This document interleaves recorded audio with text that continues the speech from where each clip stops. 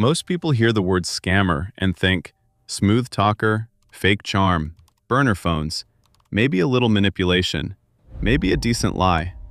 Idiots hear scammer and think perfect chance to get greedy, overact, text from the wrong account, call the wrong victim, and somehow turn fraud into public self-destruction. A place to fake authority, push too hard, lie too lazily, ask for too much, forget the details, and, in some truly legendary cases, scam so badly they practically arrest themselves. Tonight, we're looking at 45 dumbest scammers who got the worst karma possible. Because the dumbest scammers don't get destroyed by genius detectives. They get destroyed by greed, ego, and the fact that they are nowhere near as slick as they think. Fact 1. The personal account mastermind. In Ohio, a scammer sent out fake urgent payment messages pretending to be a company manager, demanding gift cards and panic like he was running a real operation. The only issue was that he sent one of them from his personal email, complete with his full name, selfie avatar, and a signature linked to his side business. He tried to steal like a ghost and showed up like a PTA dad with Wi-Fi. Fact 2. The fake landlord with a real wallet. In Florida, one fake landlord listed a house he didn't own, pressured renters for a deposit, and acted like every scammer's favorite combination, rushed and weirdly aggressive. Then he asked for payment through an app tied directly to his real identity, old profile photos, and years of extremely traceable life choices. He built a fake rental empire on top of the digital equivalent of handing over his driver's license. Fact 3. The bank rep from Facebook. In Texas, a scammer called pretending to be from a bank's fraud department, complete with urgency, fake professionalism, and the vocal energy of a guy who had watched too many crime shows. The victim got suspicious, searched the number, and found it linked to the scammer's public Facebook page where he was selling sneakers and posting barbecue pictures. Nothing kills fake authority faster than a profile photo holding ribs and mirrored sunglasses. Fact 4. The double-booked romance prince.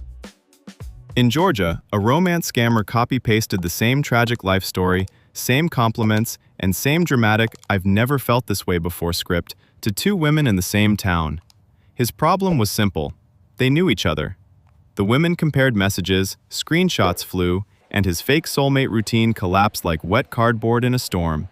He tried to run two emotional scams at once and got beaten by local gossip, the deadliest force in America.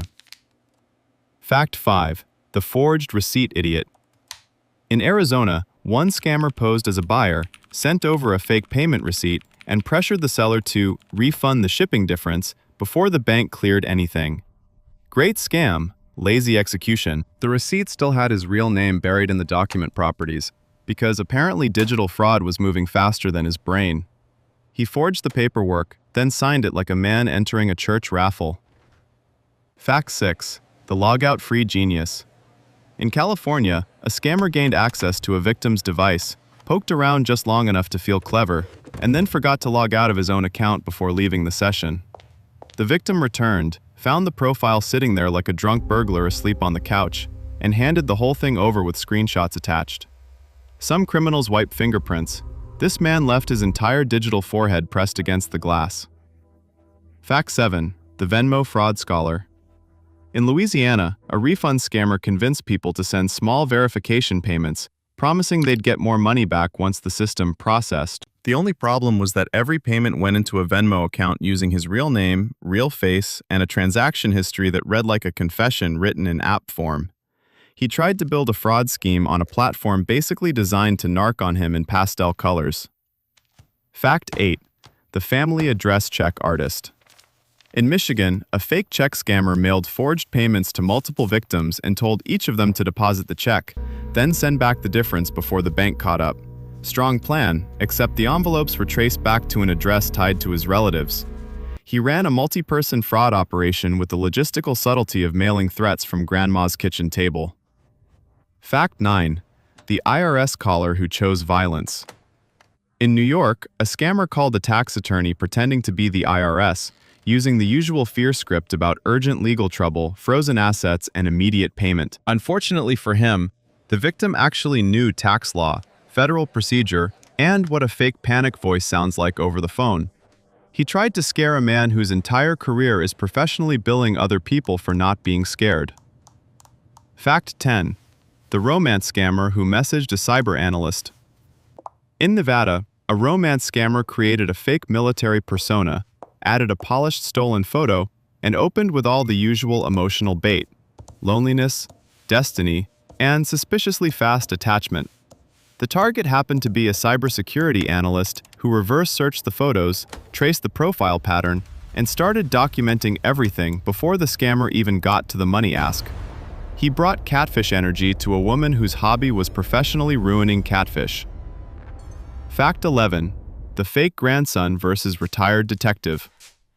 In Pennsylvania, a scammer called an elderly man pretending to be his grandson in legal trouble, complete with shaky voice, urgent panic, and a demand for immediate money. He picked the wrong grandpa. The old man was a retired detective who let him keep talking, took notes, and basically turned the whole phone call into a free confession with acting. He tried running an emotional ambush and ended up being interviewed by boredom in orthopedic shoes. Fact 12. The bank fraud caller who reached a banker in Illinois. A scammer phoned a woman claiming her bank account had been compromised and that she needed to verify everything right now. The woman worked in fraud prevention at an actual bank. She recognized the script in under 30 seconds and stayed on the line just long enough to let him professionally embarrass himself in stereo. He tried to outbank a banker and got flattened by someone who listens to lies for a living. Fact 13. The fake recruiter who hit HR compliance. In North Carolina, a scammer sent out fake job offers promising remote work, fast onboarding, and that classic scammer perfume: urgent paperwork plus weird payment requests. One of those emails landed in the inbox of an HR compliance manager who immediately noticed the legal nonsense, forged branding, and grammar that read like a hostage note written by autocomplete. He went fishing in corporate waters and hooked the one fish carrying a flamethrower. Fact 14.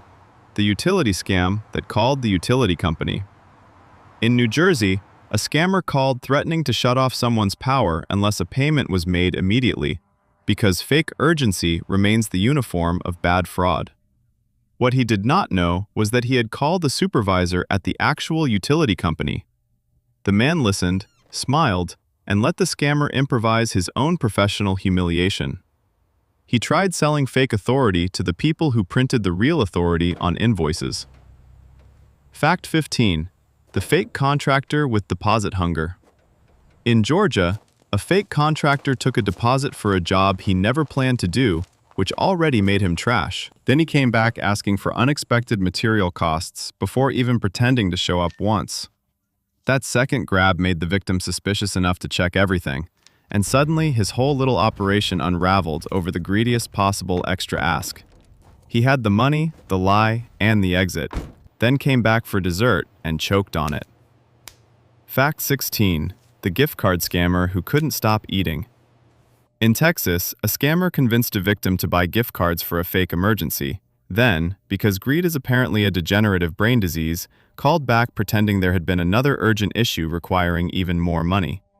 The second performance was sloppier, louder, and just desperate enough to snap the victim out of the panic. He should have taken the win and vanished. Instead, he came back like a raccoon rattling the same trash can twice. Fact 17. The fake charity with too much tragedy. In Florida, one scammer ran a fake fundraiser built around a heartbreaking medical story, dramatic photos, and that whole "every second matters" pressure package. The scam almost worked, until he kept escalating the emergency like a bad soap opera writer. The details got bigger, the timeline got dumber, and even generous people started smelling reheated fiction. He didn't lose because the story was sad. He lost because he treated tragedy like a Netflix series that needed more seasons. Fact 18. The blackmail scammer who overplayed the threat. In California, a blackmail scammer got the first payment, which should have been enough for any criminal with even a teaspoon of restraint. Instead, he came back asking for more, then more again, each time puffing up the threat until it sounded less terrifying and more like a middle school villain with internet access. That gave the victim time to call law enforcement. He had fear working for him and somehow managed to annoy it into retirement. Fact 19. The fake buyer who wanted extra reimbursement. In Arizona, a marketplace scammer sent the usual fake payment proof and convinced the seller there'd been an accidental overpayment. Solid scam, familiar script. Then he got greedy and tried to squeeze extra reimbursement for fake shipping and imaginary handling costs, turning one believable lie into a buffet of suspicious nonsense. The seller finally checked with the bank. He was one fake number away from success and chose to add 3 more, like a man ordering prison a la carte. Fact 20. The inheritance scammer who chose the wrong relative. In Louisiana, a scammer sent out emails promising a massive inheritance trapped behind processing fees, targeting people he assumed would see money and temporarily lose consciousness. One message landed on the nephew of the dead man he was impersonating. The family already knew the estate details, and now they also knew a fraudster was freelancing in their grief. He tried to loot a dead man's money and got body slammed by a relative with receipts and time. Fact 21. The fake soldier who picked the wrong uniform. In Nevada, a romance scammer built himself a fake military persona, complete with sad backstory, lonely deployment energy, and stolen profile photos. Solid plan, until he claimed to be in the Marines while wearing an army uniform in one of the pictures. The target noticed, asked one simple question, and watched him instantly start drowning in his own fake patriotism. He wanted to play a war hero and got defeated by fabric and basic public knowledge. Fact 22. The FBI agent with zero FBI energy.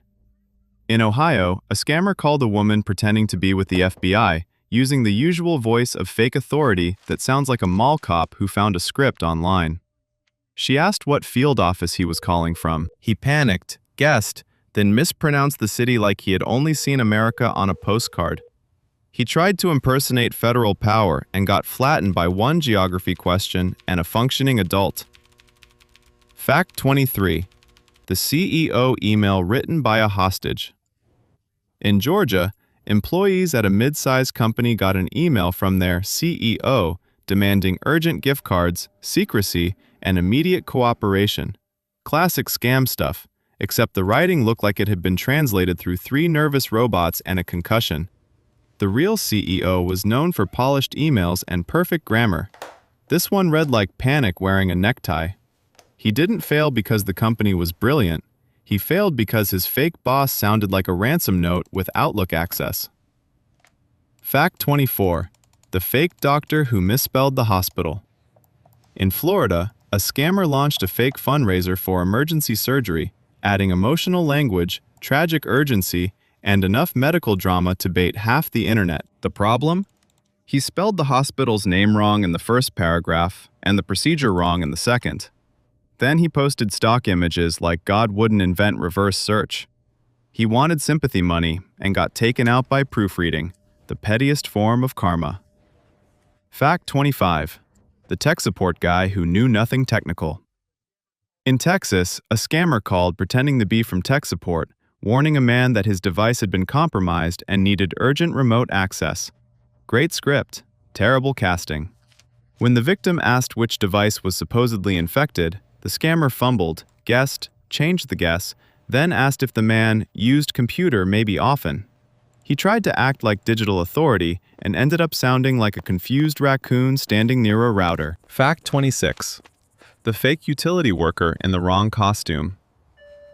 In California, a scammer showed up at a woman's house pretending to be from the gas company, wearing a vest, carrying a clipboard, and radiating exactly the kind of confidence bad actors borrow from YouTube prank channels. Unfortunately, the company logo on his shirt wasn't the right one, the paperwork was nonsense, and the woman actually knew her local utility provider. He came dressed as authority and got rejected like a dollar store Halloween costume with criminal intent. Fact 27. The scammer who forgot which lie he was living in. In Arizona, one fraudster was juggling multiple fake identities at once: fake name, fake job, fake romantic history, fake financial crisis, the full amateur theater program. The problem came when he sent the wrong story to the wrong victim and suddenly started talking about a daughter he didn't have in the persona that supposedly had no children. He wasn't running a scam empire. He was just dropping plot holes into women's inboxes like confetti. Fact 28. The fake lawyer who couldn't lawyer in Illinois.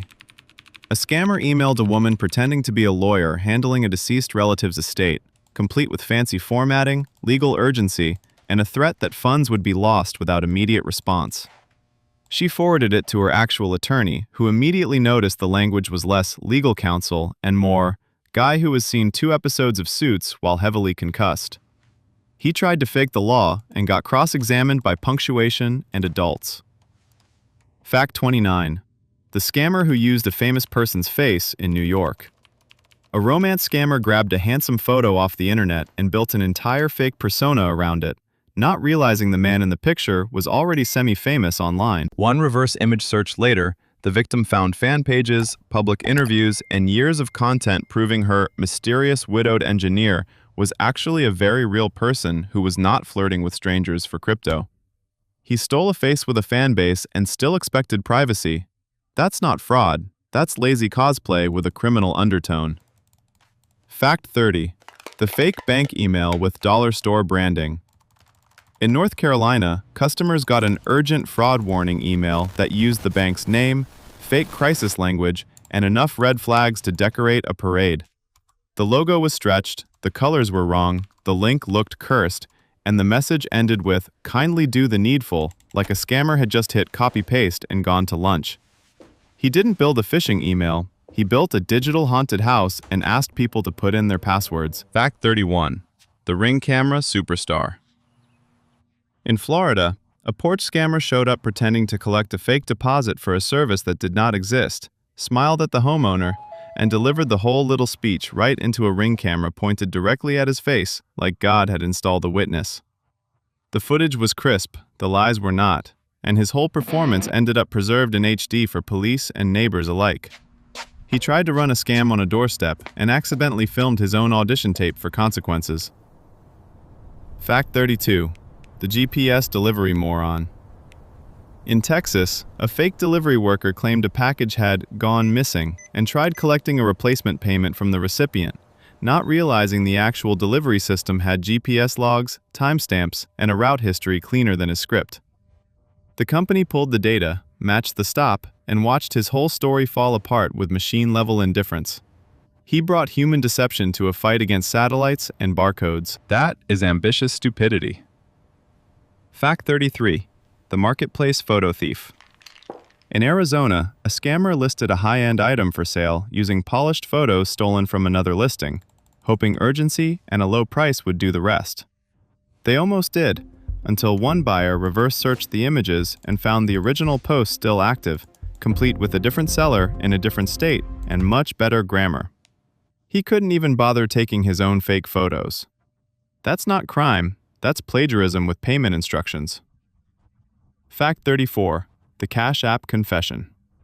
In Georgia, a scammer asked victims to send small verification payments through Cash App, which already feels like crime committed in athleisure. What really killed him was using an account linked to his real profile, old usernames, and enough public digital breadcrumbs to retrace his entire personality in under 10 minutes. He tried to move like a phantom and got tracked like a guy who still uses the same handle from Xbox in 2012. Fact 35. The metadata genius. In California, a fraudster sent forged documents to support a fake payment dispute, counting on the victim not knowing that files come with metadata and metadata comes with opinions. One quick look exposed the creator name, device info, and editing trail, all pointing right back to the man pretending he had never seen the documents before in his life. He faked the paperwork and forgot the paperwork could talk. Fact 36. The live stream catfish. In Nevada, a romance scammer tried to run his usual script on a woman who seemed lonely, trusting, and, therefore, in his mind, profitable. What he didn't know was that she had quietly turned the whole conversation into a live stream for awareness content, complete with screenshots, timestamps, and an audience watching his fake heartbreak unfold in real time. He wanted a private emotional ambush, and got turned into public programming with comments enabled. Fact 37. The screen share self-snitch. In Ohio, a fake tech support scammer convinced a victim to join a remote session so he could fix the issue, then accidentally shared the wrong screen and exposed his real desktop, real accounts, and a scam workflow that looked less like genius fraud and more like a sad little office of criminal admin work. He tried to steal through remote access and ended up giving a guided tour of his own stupidity. Fact 38. The doorbell cam refund artist. In North Carolina, a scammer posing as a refund courier came to a house to collect cash from a victim he thought he had thoroughly confused. What he did not notice was the doorbell camera, the neighbor's camera, and the fact that the victim had already called police and was just buying time with polite conversation. He showed up for easy money and entered a 3-camera documentary called "Look at This Idiot." Fact 39. The fake seller with the active listing. In Louisiana, one scammer promised to sell a vehicle fast, cheap, and with just enough pressure to short-circuit a buyer's judgment. Great plan, until the buyer found the exact same car still listed elsewhere by the real owner, with matching photos, matching dents, and a much less suspicious understanding of punctuation. He stole the whole listing and forgot the internet keeps receipts better than most marriages. Fact 40. The transfer trail philosopher. In Michigan, a scammer moved stolen payments through multiple transfers, probably feeling very Ocean's 11 about the whole thing, right up until banking records traced the path cleanly through accounts linked to his own life. The digital paper trail wasn't subtle, mysterious, or even interesting. It was just him, loudly, in spreadsheet form. He thought he was laundering money. The bank thought he was writing an autobiography with routing numbers. Fact 41. The meetup ambush gone wrong. In Florida, one scammer agreed to meet a victim in person for what he assumed would be an easy cash pickup and a quick disappearing act. What he walked into instead was a very patient setup involving neighbors, phones recording from multiple angles, and a crowd that already knew exactly who he was. He thought he was arriving for a transaction. He had actually RSVP'd to his own public unmasking. Fact 42. The fake charity hustler on camera. In Texas, a man spent days collecting money for a fake emergency fundraiser, milking sympathy with trembling voice notes and dramatic updates like a discount soap opera villain. Then one local reporter decided to ask basic questions on camera, which turned out to be a devastatingly advanced tactic for him. He built a whole scam on tears and urgency, then got folded by journalism and one functioning microphone. Fact 43.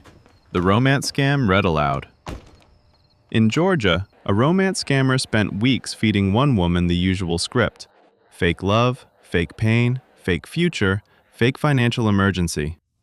What he did not expect was for her family to gather, print every message, and read his entire performance aloud while documenting the whole collapse for authorities. He wanted emotional control over one lonely target and ended up getting his lies workshopped by a living room full of relatives. Fact 44. The pickup scam with a surprise audience. In California, a refund scammer arranged an in-person pickup, convinced he was dealing with another confused victim too embarrassed to ask questions. Instead, she stalled him just long enough for police to arrive while neighbors watched from porches like it was the season finale of a very low-budget crime show. He came for easy money and got curbside seating at the live premiere of his own bad decisions. Fact 45. The easy mark that wasn't in Louisiana. One scammer picked a woman he assumed would be simple to pressure. Polite, older, alone, exactly the kind of target fraudsters love underestimating. She let him talk, let him lie, let him believe he was winning, then tore the whole scam apart in public with receipts, screenshots, names, dates, and an audience.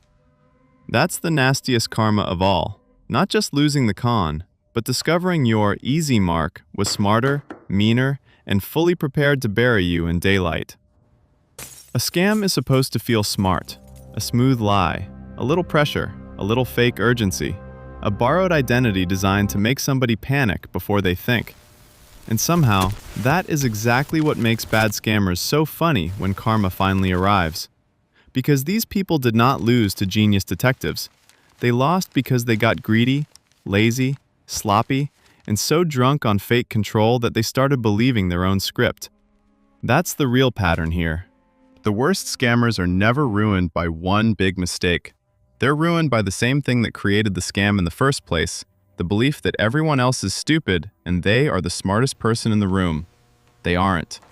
That's the real karma lesson here. Fraud always starts with confidence, but the dumbest frauds always die the same way. Too much ego, too much greed, and one lie too many. And in the end, that may be the most satisfying part of all. A fake story, a real humiliation, and one last lie that finally collapsed in public.